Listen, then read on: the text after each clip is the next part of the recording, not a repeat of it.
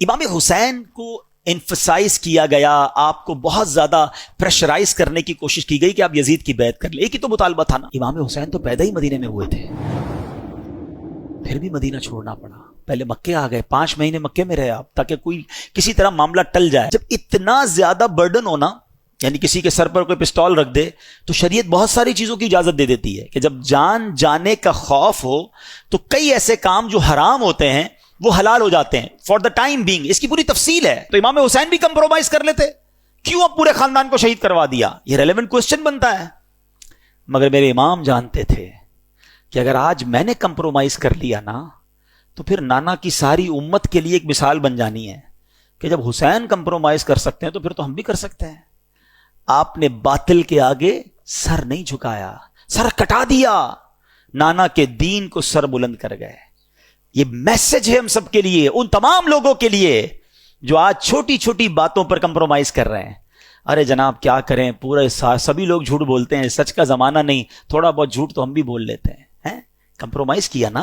بریلی کے تاجدار امام اہل سنت کا ایک شعر اللہ کرے دل پر نقش ہو جائے، کہتے کروں مدح اہل دول رضا، پڑے اس بلا میں میری بلا، میں گدا ہوں اپنے کریم کا، میرا دین پارائے نہ نہیں. میرا دین روٹی کا ٹکڑا نہیں ہے تھوڑے پیسوں کے لیے بیچ دوں. اب یہ تمہارا امتحان ہے کہ بہت سارا نفع نظر آ رہا ہے، ایک ڈیل آ رہی ہے جس میں پیسے بہت ہیں مگر ہے حرام، اللہ کی ناراضگی والی ڈیل ہے، فوراً مل جائیں گے پیسے.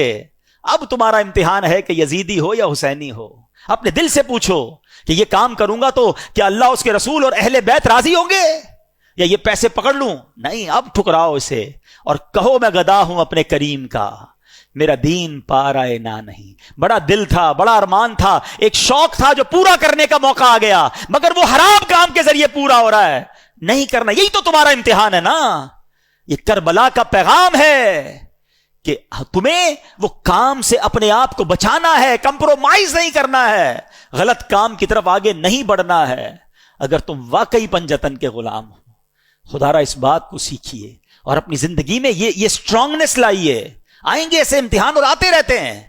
وہی تو امتحان ہے کہ جب تمہارے سامنے حرام آیا اور تم نے اللہ اور اس کے رسول کی رضا کے لیے اسے ٹھکرا دیا. اعلیٰ حضرت فرماتے ہیں نا، انہیں جانا، انہیں مانا، نہ رکھا غیر سے کام، للہ الحمد میں دنیا سے مسلمان گیا. یہ تو ہماری زندگی کا فوکس ہونا چاہیے. فیملی راضی ہو جائے، دوست راضی ہو جائے، خاندان والے راضی ہو جائیں، ارے سیٹ راضی ہو جائے، چھوڑو.